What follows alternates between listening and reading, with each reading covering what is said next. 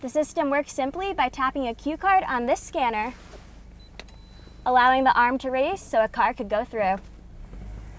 After months of high gas prices, California drivers are about to catch a break as refineries switch to the cheaper winter blend. Vandals continue to target stars on Hollywood's iconic Walk of Fame.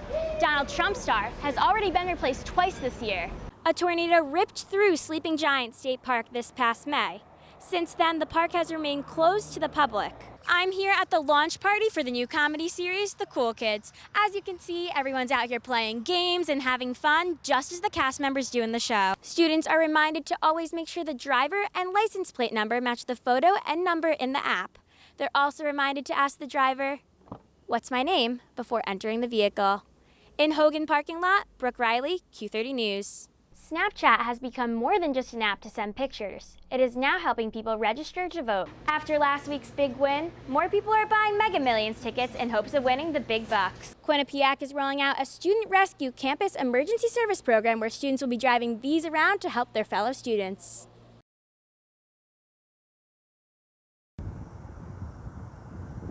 Students parking in the garage on the York Hill campus may have noticed some changes when they returned this fall. The arm at the entrance gate to the garage is now kept down, and students must tap their cue cards to get through.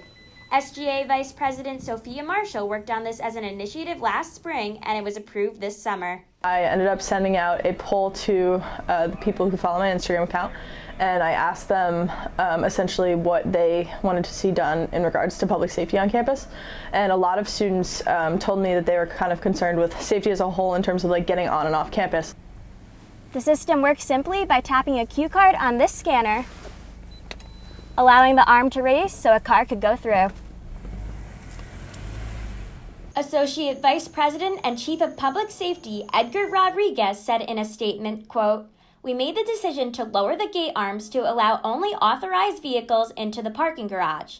The gate arms should give our students peace of mind, discourage theft or assault, and significantly reduce unauthorized access to the parking garage," end quote. Some students think this is a positive idea to promote better safety measures. I think it's a really good safety mechanism because it prevents people who are random and not students or faculty to go in and out of the garage. Others disagree, saying that it is unnecessary to have to tap out of the garage when they are leaving. It's kind of unnecessary to have to tap out once you're already inside. It should just be like a sensor system. You drive up and the gate's open.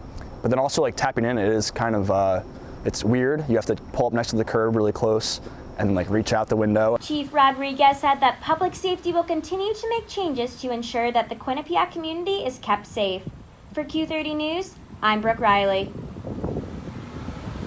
Quinnipiac is rolling out a student rescue campus emergency service program where students will be driving these around to help their fellow students. Quick hit, chest seal, quick clot for any trauma. Quinnipiac is now joining 250 other colleges and universities with an on-campus emergency service program.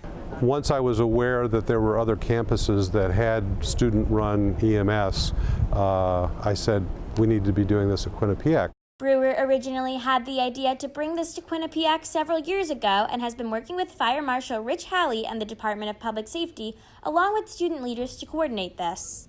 These student EMTs will be responding with our public safety officers and getting to the scene much faster, where minutes count. 18 student EMTs officially became members of the team on Tuesday during a pinning ceremony, with the goal of the program being to assist Hamden Emergency Services with getting to student calls quicker. When you have people already have what they call boots on the ground, those precious seconds, when medical treatment is being rendered prior to us getting here, could make make a huge difference. The team is being led by 2 student leaders who work as EMTs in their hometowns.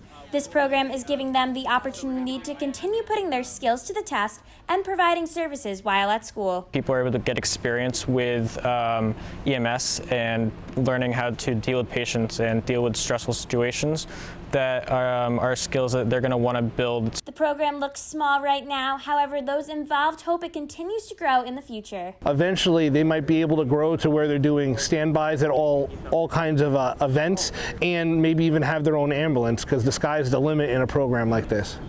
The student EMTs are currently in a training state, and the plan is to have them begin working on November 14th. At Quinnipiac University, Brooke Reilly, Q30 News. Congratulations, Los Angeles. You've won the City Climate Challenge. Former New York City Mayor Michael Bloomberg in LA announcing 4 more winners of the American Cities Climate Challenge, a contest meant to help cities across the country tackle climate change. We were looking for cities not only with ambitious goals, but also realistic plans for reaching them, and strong mayoral leadership to get the job done. Los Angeles, San Diego, San Jose, and Portland will join 16 other cities for the 2-year Bloomberg Philanthropies program, which splits $70 million in other resources among the winners to help meet carbon reduction goals. That means making our buildings more energy efficient, installing solar panels across city skylines, and investing in public transportation infrastructure so that people can breathe easily, get where they're going faster, and protect our planet. Los Angeles Mayor Eric Garcetti has big plans with the money. This grant will allow us to do just that, to make sure by 2030 that every building built in Los Angeles is carbon neutral, and by 2050 that they are neutral altogether, including energy. Both mayors used the opportunity to criticize the Trump administration, saying that a different approach is needed after President Trump withdrew from the Paris Climate Agreement, claiming it would be hard on the U.S. economy. And so it is encouraging to finally hear him say what we all know, the change is there.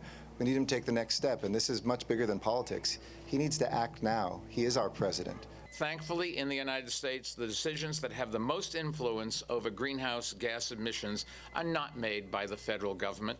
They're made by CEOs and cities, all of which want cheaper power and cleaner air. These 4 western cities join Seattle and Atlanta. The remaining 14 winners will be announced over the next several weeks. In Los Angeles, Brooke Reilly, Fox News.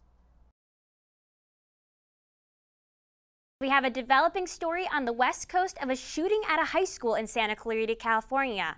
The shooting occurred just after 7:30 a.m. at Saugus High School. The suspect was described as a 16-year-old Asian male who attended the school. 2 students were killed and 3 other students were shot on the school's quad before classes began this morning. The gunman then shot himself in the head and is described as being in grave condition in a nearby hospital. When this sort of thing happens, because even though you're prepared for it, you can't really be prepared for it.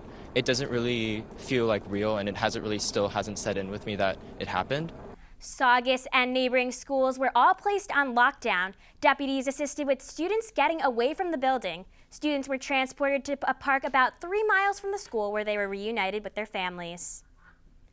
A top State Department official and acting U.S. ambassador to Ukraine testified in the impeachment inquiry against President Trump yesterday. The inquiry started with Democrats saying Trump violated the law by asking Ukraine to investigate former Vice President Joe Biden.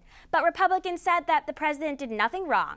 The inquiry will continue with a closed hearing tomorrow.